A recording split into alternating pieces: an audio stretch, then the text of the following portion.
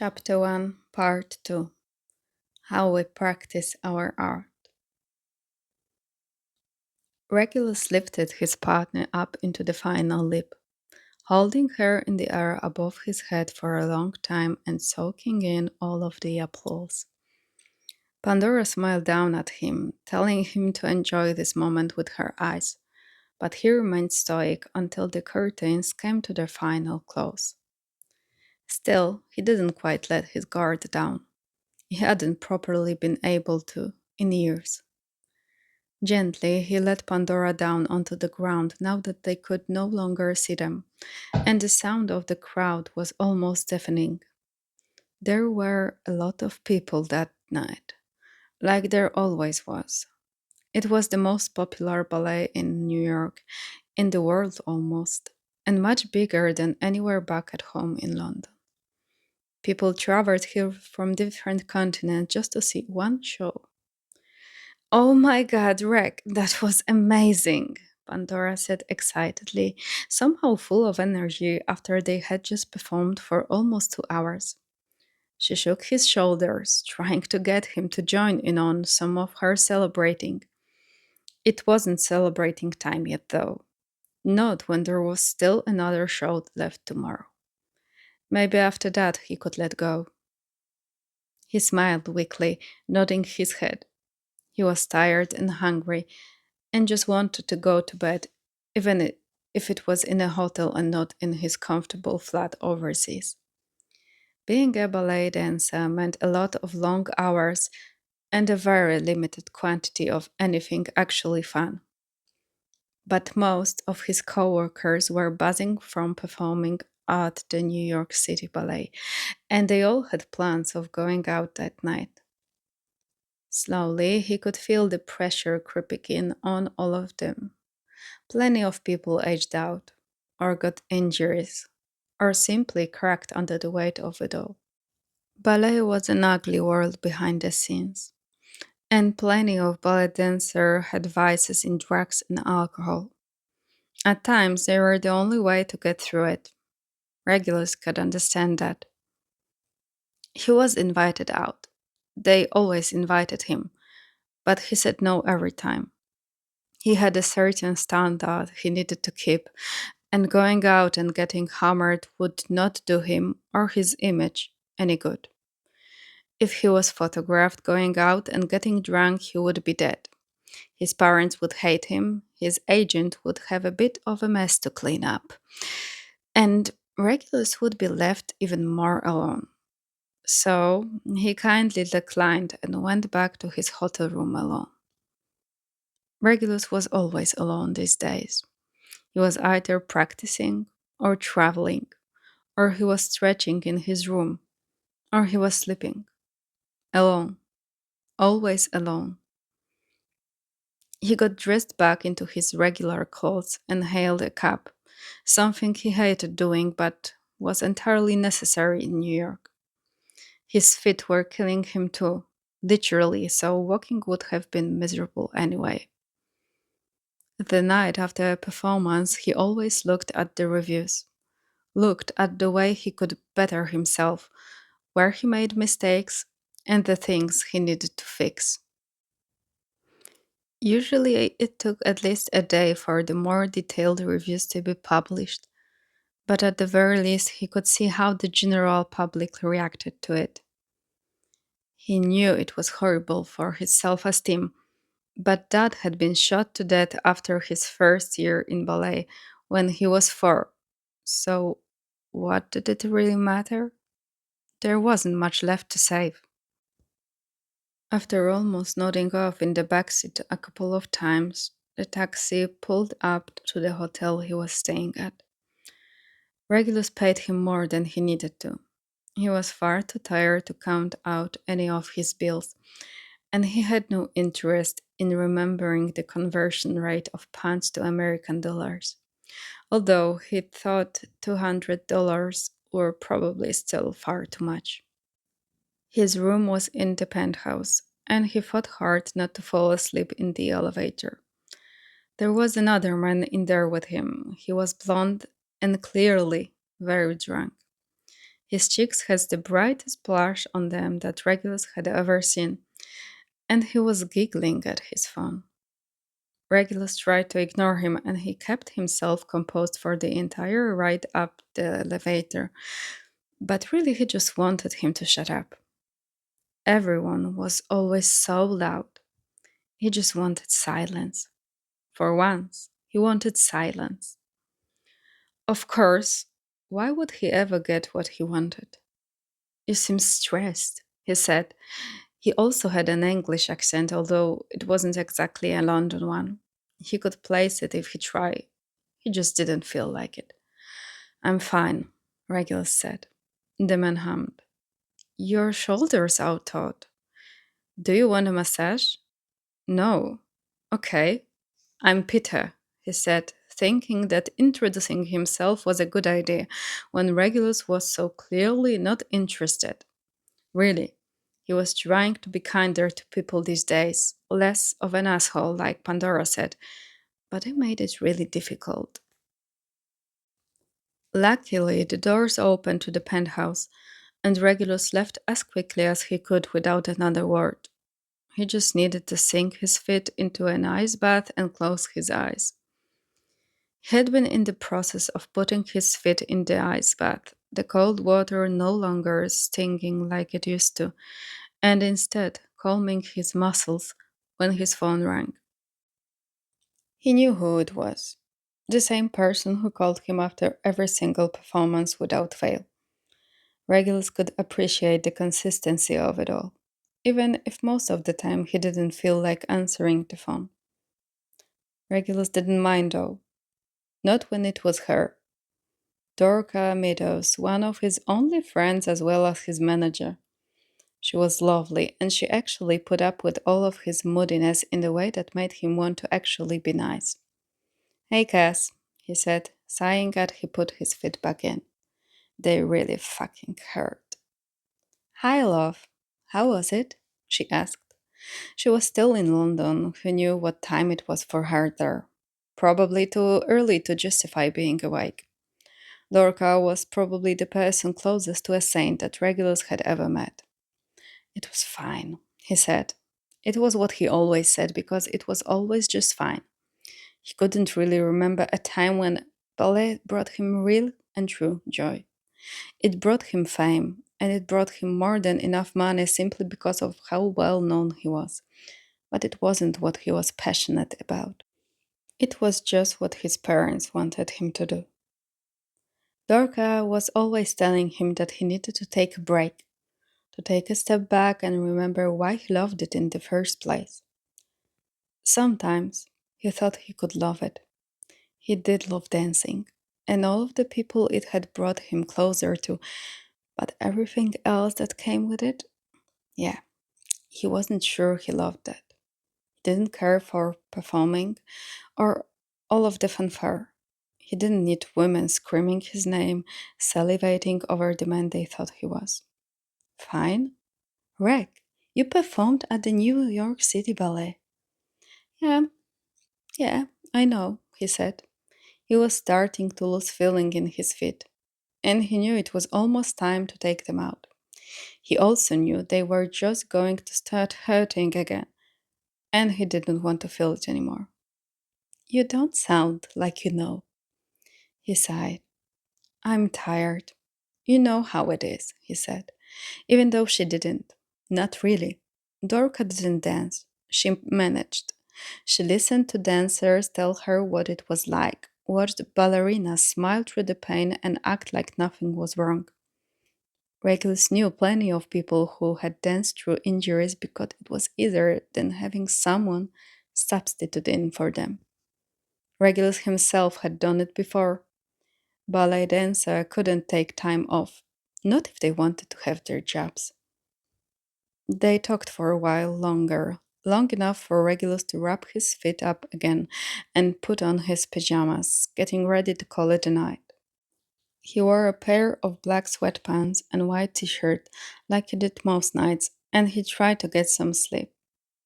Whoever was next door to him was being incredibly loud, though, and he had to listen to their loud music for over an hour before he had enough and decided to ask them to turn it down. He really was in no mood to deal with it, and he didn't even bother to put on shoes, only barely remembering to grab his room key before walking down the hallway with a mission. He knocked once and then waited. The music didn't stop and it didn't get quieter, so he knocked again repeatedly, as loud as he could. The music got turned down this time, and he heard the lock start to click open. He had every intention of just simply asking them to keep it down, that some people were trying to sleep and didn't want to feel as though they were in a club. But he felt the wind get knocked out of him when the door actually opened. A man with messy dark curls opened the door, his glasses a little bit crooked on his face and an easy smile on his lips, as he leaned against the door and looked at Regulus. Whoever he was, well, he was just so fucking bright, so human. Regulus had never seen someone who looked so real. Hi, he said, another English accent. Regulus assumed he was probably with the blonde he had seen earlier, Pat or something. He didn't care to ask. Regulus gathered his thoughts, cleared his throat, and looked the man straight in the eyes. Turn the music down, he said, not leaving any room for outside interpretation, not even asking, but telling. It wasn't a request. He pouted. Regulus almost crumbled right there. He really used to be stronger than this. Aren't you going to say please? No. Do you want to hang out? The man asked him rather suddenly. There was an instinct in him that wanted to say yes, and he had no idea where it came from. Regulus didn't hang out, especially not with strangers, and especially not when he was tired. No thanks, just the music. Regulus was about to turn on his heel and leave, but the man called out to him, wait, did you like it? Like what? He smiled. The music, of course. If he was honest, he had no idea. He hadn't heard it in that way, as something that was enjoyable and that he could use it to relax. It was more just a nuisance that was stopping him from being able to fall asleep. Doesn't matter. I disagree. Just come inside for like 10 minutes and tell me if you like it, he said, opening his door wider and trying to get Regulus to come inside.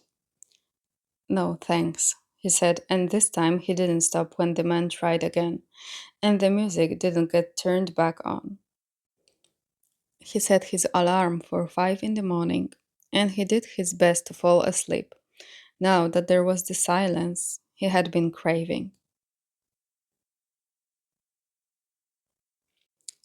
Ballet was so many things. It was beauty and grace, it was pain and torture. It was presenting a seamless dance to the masses, making everything look easy. Like each spin and leap was something he could do in his sleep, from position to position with no evidence of a struggle. He was always physically exhausted. Most days he would spend anywhere from 7 to 10 hours just practicing, doing turn after turn until he got them right, stretching his body into impossible positions so that he looked like the embodiment of art. His parents had pressured him into ballet. That much was true. They put him in classes as a kid. They pushed him and pushed him until he was simply too broken to fight back. And now, ballet was all he knew, all that he knew how to know. It was his passion, his art. He hated how much he loved it, how he couldn't live with and simultaneously couldn't live without it. There was one more performance in New York, and then he would go back home for at least a couple of weeks. Probably take a couple of days off and try to give his body a break. It was due to snap at any moment. Regulus had never known his limits. He practiced with Pandora for a couple of hours that morning. although she wasn't exactly giving it her full energy. So Regulus didn't mind when she left. It just meant it was more time alone. He knew it didn't make any sense, that he craved silence but was tired of always being alone. The thing was, he was alone even when he was surrounded by people. They never saw him for who he really was, just as what they could do for him. His parents saw him as a way to get fame, a way to make money. People saw him as a way to get some clout. His last name carried enough notoriety by itself. Regulus didn't dance to Swan Lake. He danced to something angrier, something that was forcing him to feel his feeling the only way he knew how, through dance. So he couldn't be blamed for not realizing someone had walked in. He was too focused on the music, on what his body was doing, and where his mind was going to actually be aware of his surrounding. The music ended and he was breathing heavily, but he was ready to go again until he saw a reflection move in the mirror. He was too practiced, too in control of his body to jump. So he turned simply, arms crossed, as he prepared himself for whatever it was that he wanted. He hadn't even known Sirius was in the States, and he had no idea why either. Sirius didn't say anything at first. He was still staring at the spot that Regulus had been dancing in, with a sort of awestruck expression. He was used to seeing it on strangers, not on people he knew, although Sirius was practically a stranger these days.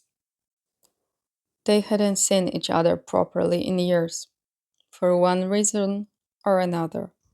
So, seeing Sirius felt a bit like seeing a ghost. He looked the same, and yet he looked different. Had grown his hair out and had a nose piercing now, but his eyes hadn't changed. In all of the years that passed, his eyes were the one thing that were always the same. Reg, that was spare me, he interrupted, not needing to hear Sirius sing him praises. Regulus knew he was good. He wouldn't be where he was if he wasn't incredible at what he did. There was a long moment of tension between them, both of them waiting for the other to say or do something, to decide how this was going to go. Regulus had lost most of the fights in him years ago. Come to the show tonight, he said quietly. Sirius had always hated the life their parents wanted them to have. He always acted out, and he was basically fired from every ballet classes he took because the teachers couldn't deal with him. Yeah? Can I bring a few friends? Sirius asked hopefully. Just because they hadn't seen each other didn't mean they hadn't spoken. It had taken a lot of time for them to mend what was broken, especially over the phone. They would go months at a time avoiding the other, using the fact that they were busy to justify it.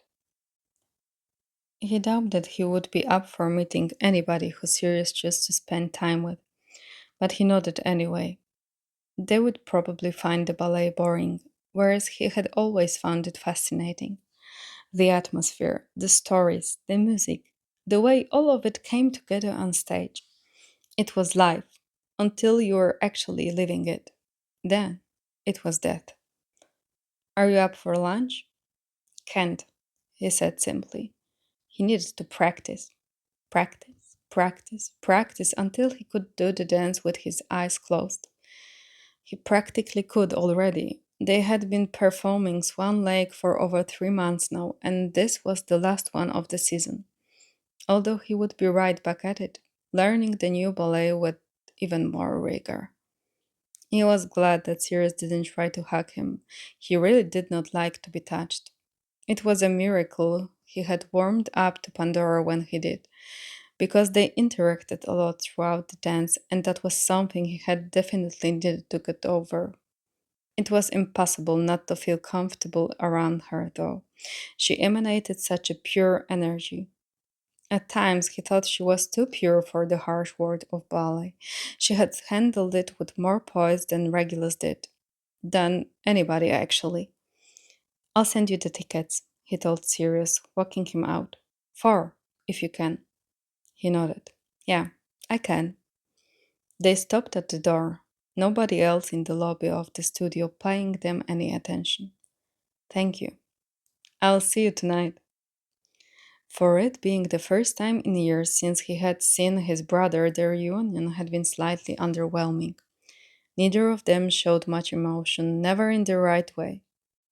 Regulus kept his emotions passive, never letting anyone know what was going on inside, whether it was positive or negative. Sirius pushed away the negative ones, hid them until they blew up, pretended to always be happy and smiling, no matter how much he was feeling the opposite. So, the short words and tight smiles were normal for the Black brothers. They didn't know how to show affection in the normal way. Regulus inviting Sirius, though, that was basically him saying the words I love you, and Sirius knew it. He couldn't remember the last time he had invited somebody to come watch him. He had a couple of friends, mainly Barty and Evan, who he hadn't seen in far too long. They were bodyguards and they were always working together, usually on tours and with celebrities. And there was Dorca, who was basically paid to be friends with him. He knew it wasn't really like that with her, that even if she were no longer his manager, they would still be friends. But would they talk nearly as often? His parents hadn't come to watch in years. They just reaped the benefit of him being literally the most popular ballet dancer in the world at the moment. He didn't mind. He didn't really want them to come anyway. It had been a long time since he had even thought about them in a positive way. He would just send them the checks, mindlessly signing and not really caring about how much it was, and then forget about them. They hadn't really been his parents in years, not when they signed his life away from him. After Sirius left, he practiced and practiced some more until it was time to go to the ballet and get ready. He had a whole team that would do his makeup, fix his hair, tie his shoes, etc. It was frankly kind of ridiculous. The only thing he really got to do himself was get dressed, and even then he had somebody lacing up the back of his shirt or puffing the sleeves out more. Pandora chatted excitedly while she was getting her makeup done. Truthfully, she was the only ballerina that he had ever met that stayed so happy. Most everyone else had a natural look on their face while they got powdered or while their hair got sprayed. The act they put on the stage was just that, an act. Did you invite anyone? She asked, like she always did. Sometimes Pandora would invite a few of her friends, and Regulus would spend 10-20 minutes after the show meeting them and being a real human for a little bit. He hated it. Yes, he said for the first time. Her head fully swiveled from where she sat next to him, and the man doing her makeup had to forcibly reposition her properly. You're joking. Who? My brother. You have a brother? Sometimes. Pandora smiled at him through the mirror. Well, I'm glad you have someone coming. It's completely sold out tonight, she told him. Although he already knew that. Trying to secure 4 goods ticket had been difficult. He got 2 automatically because he was in the show. And from there, he had to go asking his co-workers if they had any extras to spare, which was mildly humiliating when he realized how many names he didn't know. Pandora started humming this chorus quietly to herself, going through the motions in her head, dancing with only her hands. She was visualizing something almost all of them did before a performance. It helped to keep the choreo fresh in their minds, but they had been drilling it over and over for months. It was all but impossible to forget. A stage manager called out to them that it was time to get in their places, which caused everyone to start moving at 10 times the speed. There were girls who had been throwing up in the bathroom that came running out for touch ups, people fixing their clothes one last time, or another quick spritz of hairspray. He saw one of the girls do a line of coke before she had even laced up her shoes. Ready? Pandora asked, rubbing his hand as they stood on the wings of the stage. The curtains were still drawn and everyone was starting to get into positions. He nodded and walked her out to the middle, the two of them standing there for a moment while they waited for the countdown. She had a bit of a pre show ritual that she roped him into somehow.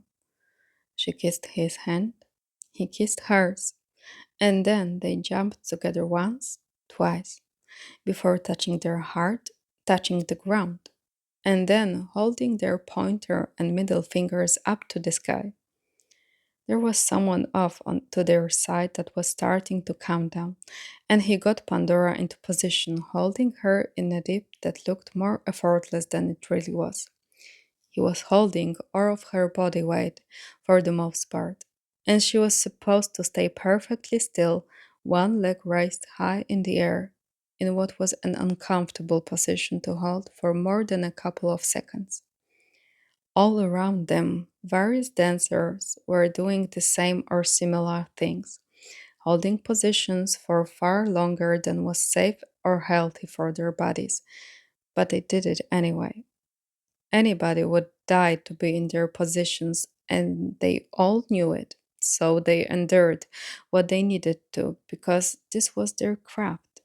This was the life they had all signed their souls to the devil for. Strangely, Regulus didn't feel any extra pressure knowing that Sirius was in the crowd. Sirius, despite his many flaws, supported the fact that ballet was his life, just like Regulus supported that music was Sirius's life. He didn't have to understand it, he just had to respect it. And over time, they had found that sort of mutual respect for the other and what they decided was their livelihood. The music had kick-started Regulus's brain, and soon all he knew was dance. All he remembered were the steps to the routine. He knew how to do this, and he knew how to do it well. He danced on point with ease. He made his movements flow seamlessly. He became merely a puppet, an entertainer for the hundreds of people watching. He could feel that something was off as they ran off stage after Act One. Like usual, a couple people rushed to the bathrooms. Some chugged water, others tried to catch their breath or stretch their legs. He ignored the feeling, ate some of Pandora's trail mix before he forgot to eat completely for the day, and went right back out for Act Two. It was his solo, and it was his favorite part of the entire ballet. He didn't pay attention to anything except for how elongated his legs were and where his fingers were pointing. The crowd didn't exist. His brother wasn't there. Regulus was in his happy place where he was able to forget about his life, about how all consuming the loneliness had started to get. Pandora joined him after, and the two of them danced together like they had been doing in their whole life. It came easy to them, the performing and the pretending. Their characters were falling in love.